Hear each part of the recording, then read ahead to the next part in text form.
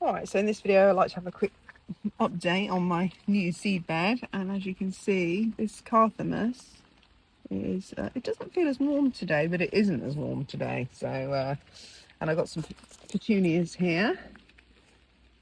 So we've got some more. This one I thought was in a duff in my, this dahlia I thought was a duff in my last video. But it's finally starting to show some life. And this one is also now showing some good life. So some of these are just a bit behind. Oh, there's another one there. It's popped up. So the heat bed is definitely, I need to wet it actually because you don't want the sand to dry out. Let's do a temperature check. Oh, mind you, warm though. But yesterday it was only down to sort of about 50. So not too bad considering no sun. What are we doing today? Hanging baskets. I'm going to do these hanging baskets. And I was thinking ahead, and I was thinking I'm going to do maybe possibly 3 crops in these over the season 2024.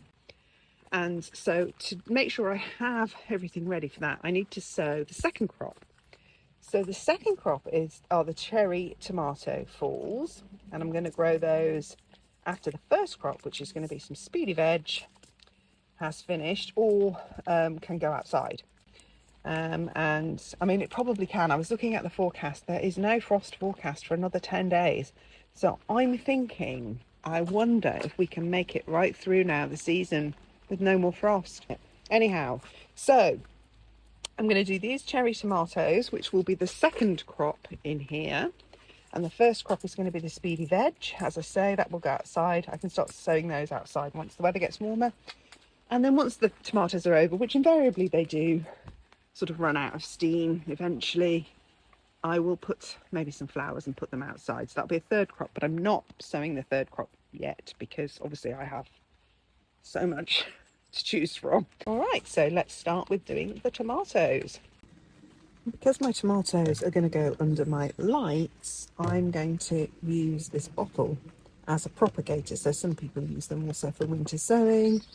And I cut it quite shallow so I can fit it under because we're only dealing with seedlings. And then I cut, I'll show you, let me just do it. And then I pop holes, obviously in a bottle. Right, so that's the base dealt with. Now, I'm just going to cut this down a bit because I don't want all this space underneath the lights because the shelf isn't that big. So now we can see, I mean, you could just use a smaller bottle, but I have these bottles.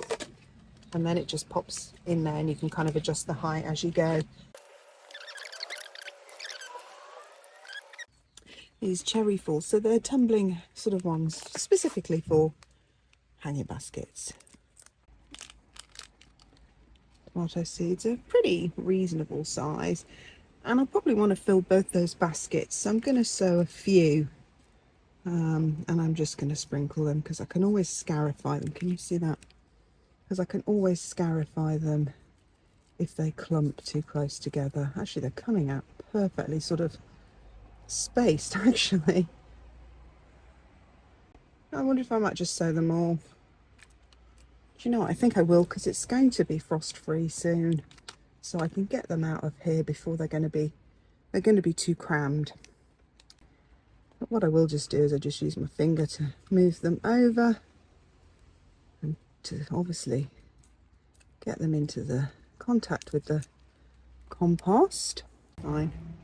And a bit of the drier compost which was off the spoon, just to soak up some of that excess moisture there from being out. The compost is outside, so it's just too wet. And then of course I'll label it and pop the lid on there. Here they are. I made a right mess of the label, but here they are under my lights here, this setup here. Obviously, I already had these baskets, and you could use anything that's going to take the weight of these kind of clips. You can buy the clips separately online. I've got this one here, look, that I did a test with a water bottle. In fact, I could sow some salad in there while I'm at it, just freshen up this compost. But these aren't as strong as the ones that originally came, the chains that originally came with the baskets. And I have these Hessian sacks. So this is not the most cost-effective way to do it. I had these Hessian sacks for storing my bulbs, which was just a really stupid thing to do because it had no resistance against rats and mice, who then proceeded to eat all my bulbs, which is also why I don't have as many tulips this year. So I'm going to repurpose these. I'm going to cut them open so that they're not a tube, they're a big square flat, and then I'm going to line the basket with them. But I'm also going to line the basket with plastic, and you can also put like a saucer, just because it's going to be hot here in this greenhouse, and of course it's not going to get rain from the elements, so it's going to be prone to drying out. So I'm going to use the plastic to prevent it drying out too quickly.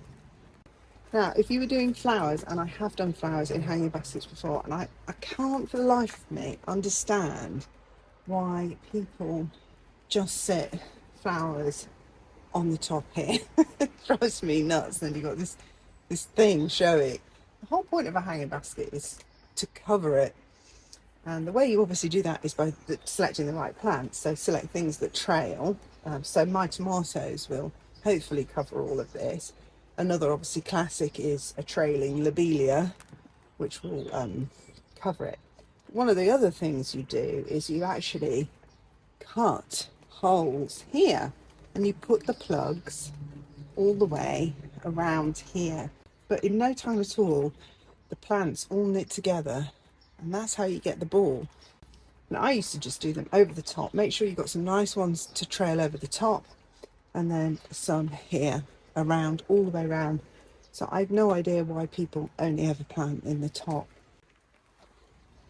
And this is some old, can you see it, greenhouse plastic that I have from doing the greenhouse. So it's pretty strong plastic. I'm just going to cut or rip.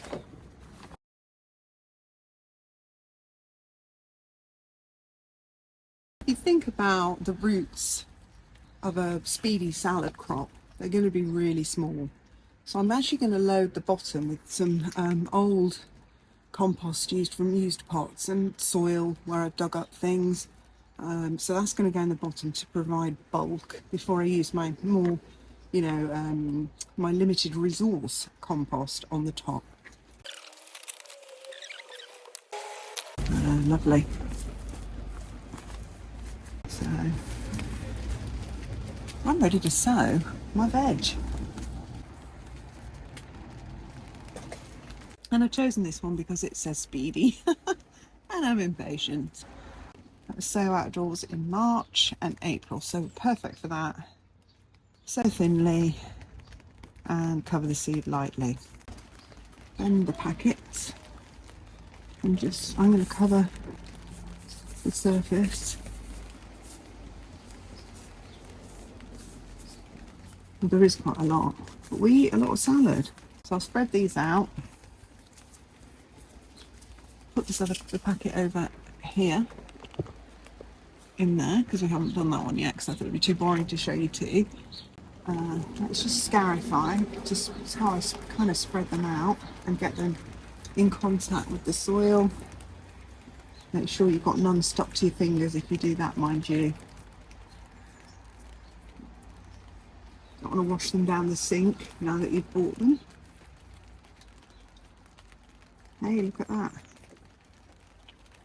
Great contact. Cover them over. Oh, I don't have any spare soil. Let me go and get some. I have a little bit left over in here.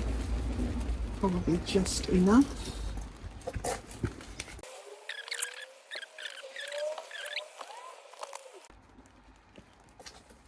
It's done. So I'm really happy with that. So I'm going to do basket number 2 now, and I'll show you that one finished at the end.